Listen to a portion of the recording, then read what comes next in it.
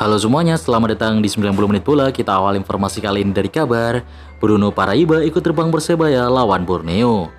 Perseba Surabaya bersiap menjalani laga penting saat bertandang ke markas Borneo FC pada pekan ke-25 Super League. Pertandingan tersebut menjadi krusial bagi kedua tim yang sama-sama berambisi menjaga posisi di papan atas klasemen. Borneo FC tentu ingin memaksimalkan laga kandang, sementara Persebaya datang dengan tekad mencuri poin. Di tengah persiapan menuju laga penting itu, kabar mengembirakan datang dari kubu Green Force. Striker Bruno Paraiba yang lama menepi karena cedera disebut ikut dalam rombongan tim menuju Samarinda. Informasi tersebut pertama kali beredar melalui salah satu fanbase Persebaya, Bondo Nekat Media. Kabar itu langsung menyedot perhatian bonek yang sejak lama menunggu kembalinya sang penyerang. Unggahan tersebut langsung disambut antusias oleh para supporter Persebaya Surabaya. Banyak bonek berharap kehadiran Bruno Paraiba bisa menambah daya gedor tim saat menghadapi salah satu tim kuat liga ini. Imbas petasan dan ujaran kebencian, Persebaya tutup Tribun Utara. Manajemen Persebaya Surabaya mengambil tindakan tegas dengan mengosongkan area Tribun Utara Stadion Gelora Bung Tomo secara total hingga penghujung kompetisi musim ini. Langkah berani ini muncul sebagai inisiatif internal klub, bukan merupakan buntut dari vonis hukuman Komite Disiplin PSSI. Kebijakan ini diputuskan pihak manajemen usai menggelar koordinasi intensif bersama aparat kepolisian serta pemangku kepentingan terkait. Pemicu utamanya adalah meluapnya aksi provokasi verbal dan ledakan petasan yang sangat intens di Tribun Utara saat laga Senin 2 Maret 2026 melawan Persib Bandung. Keputusan tersebut diambil setelah berdiskusi dengan jajaran kepolisian dan stakeholder.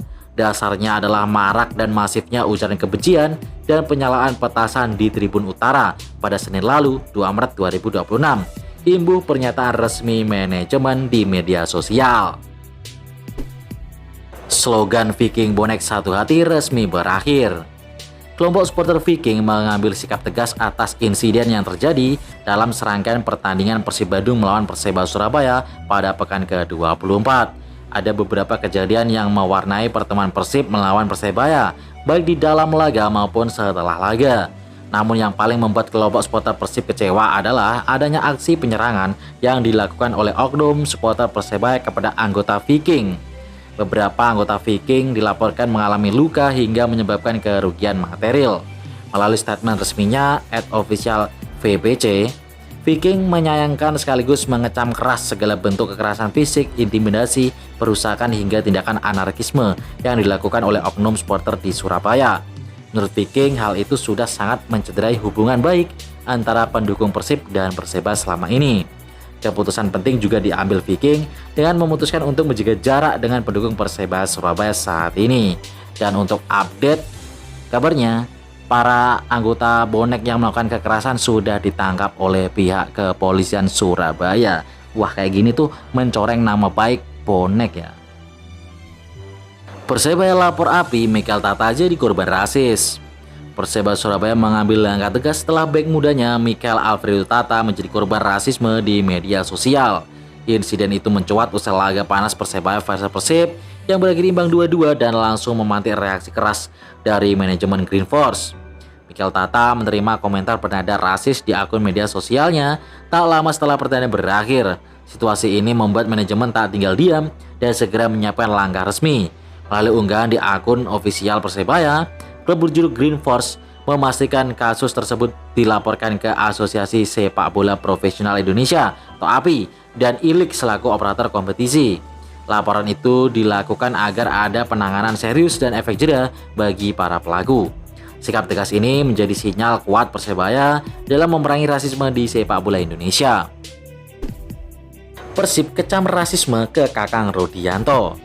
Deputi CEO PT Persib Bandung bermartabat Aditya Putra Herawan mengecam serangan bernuansa rasis yang ditujukan kepada dua pemain muda Indonesia, Kakang Rodianto dan Mikel Alfredo Tata melalui media sosial. Serangan tersebut muncul setelah pertandingan antara Persebaya dan Persib Bandung pada 2 Maret 2026 di Stadion Gelora Bung Tomo yang berakhir imbang 2-2. Menurut Aditya, sepak bola sejak lama menjadi ruang yang mempertemukan berbagai perbedaan. Di dalamnya, beragam latar belakang budaya, bahasa, dan identitas melebur menjadi satu. semangat yang sama yakni kecintaan terhadap olahraga paling populer di dunia ini. Baik supporter Persib yang dikenal sebagai bobotoh maupun pendukung Persebaya yang akrab disapa bonek, pada dasarnya memiliki tujuan yang sama yaitu mendukung tim kesayangan tanpa mengorbankan nilai persaudaraan. Kronologi bentrok supporter Persija versus Persis. Bentrok antara supporter ini dipicu saling ejek ketika pertandingan berlangsung. Supporter Persis Solo yang berada di tribun barat, sudut selatan, melontarkan nyanyian dan kalimat-kalimat provokasi sejak babak pertama. Pagar pembatas tribun yang membatasi tribun supporter Solo dengan tribun VIP mendadak hampir roboh. Memasuki menit ke-70, lontaran suara-suara supporter Solo bernada provokasi kembali muncul. Tiba-tiba terjadi insiden saling lempar di sudut tribun barat sisi selatan antara pendukung Jepara dan pendukung Solo yang memasuki menit ke-80. Tak hanya botol air minum yang dilempar, sejumlah benda diduga petasan juga menjadi material pelemparan hingga terdengar suara letusan beberapa kali. Bentrokan pun tak bisa terhindarkan antara pendukung Jepara dan Solo saling adu jotos dan saling lempar batu, kayu, dan botol minum. Bentrokan kembali berlanjut di luar stadion. Pemain Persis Solo juga terjebak di GBK hingga tengah malam. Sementara itu kendaraan fans Persis Solo rusak parah, kacanya pecah, bahkan ada yang terbalik saat terparkir tak jauh dari lokasi stadion. Resmi, Semen Padang tunjuk coach Imran jadi pelatih. Semen Padang FC resmi menunjuk Imran Nahumaruri sebagai pelatih kepala baru untuk mengarungi sisa pertandingan di Super League musim ini. Penunjukan pelatih lokal tersebut dilakukan tepat saat waktu berbuka puasa bagi kaum muslim, tepatnya setelah maghrib pada Kamis 5 Maret 2026. Sebelumnya, Kebau Sirah telah mendepak Dejan Antonik dari kursi kepelatihan saat waktu sahur di hari yang sama. Penasihat klub Semen Padang Andri Rosiade menepati janjinya yang mengatakan pelatih baru akan diumumkan tepat saat waktu berbuka. Politisi Partai Gerindra itu pun tak main-main dengan ucapannya yang mendatangkan Imran Nahumaruri sebagai nahkoda baru tim. Pemain Persija janji sikat sisa 10 laga musim ini. Persija Jakarta harus puas bermain imbang 2-2 melawan Borneo FC dalam lanjutan Super League di Jakarta International Stadium. Hasil tersebut tidak sesuai harapan. Macan Kemayoran, Persija sebenarnya memiliki peluang besar mengamankan kemenangan di depan pendukung sendiri. Meski gagal meraih 3 poin, para pemain Persija tetap menunjukkan sikap optimisme. Mereka menilai perjuangan tim dalam pertandingan tersebut menjadi modal penting menghadapi sisa kompetisi. Penyerang Persija Maxwell Souza mengaku bangga dengan karakter tim yang tetap berjuang hingga menit akhir. Pernyataan serupa disampaikan Fabio Colonego. Dia menilai pertandingan melawan Borneo FC menjadi pelajaran penting bagi tim untuk tampil lebih baik lagi. Ini bukan hasil yang kami inginkan, tapi kami masih punya 10 final lagi untuk mencapai tujuan kami. Kami tetap percaya dengan kerja keras kami, dan yang terpenting bersama sampai akhir, kata Fabio Colonego. Dewa United FC takluk dari wakil Filipina. Dewa United harus menelan kekalahan tipis 0-1 dari wakil Filipina Manila Tiger dalam leg pertama perempat final AFC Challenge League yang berlangsung di Stadion Rizal Memorial, Manila, Kamis 5 Maret 2026 malam. Gol semata wayang tuan rumah dicetak oleh Kenji Nishioka pada menit ke-21 setelah menerima umpan Pak Osman Gai. Meskipun hasil di leg pertama kurang memuaskan, pelatih Jan Oldi Rikering menegaskan bahwa peluang timnya untuk lolos ke semifinal masih sangat terbuka.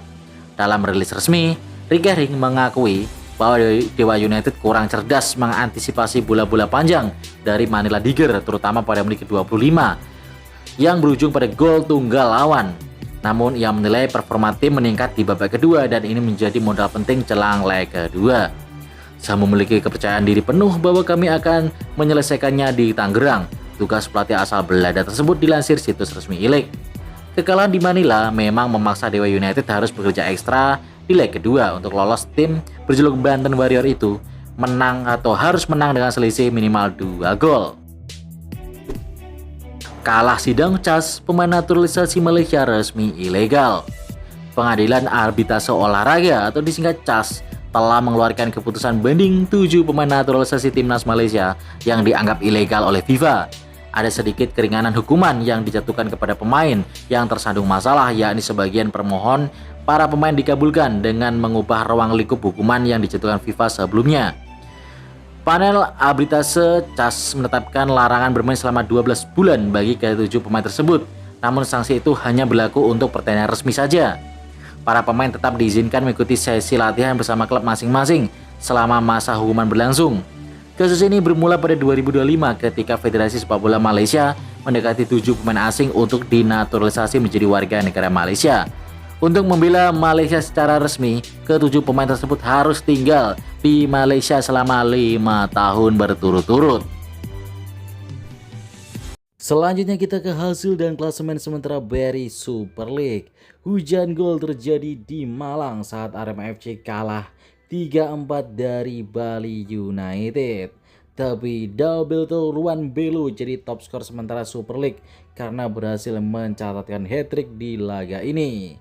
Sementara itu hujan gol juga terjadi antara laga Maluku United versus PSM Makassar. Skor akhirnya 3-3 untuk kedua tim. Malut tertahan di kandang sendiri. Sementara itu, Persita Tangerang berhasil pesta gol ke gawang Madura United dengan skor 4-1. Laga baru berjalan di babak pertama saja Madura udah unggul atau Persita udah unggul 4 gol dan Madura baru bisa membalas di babak kedua.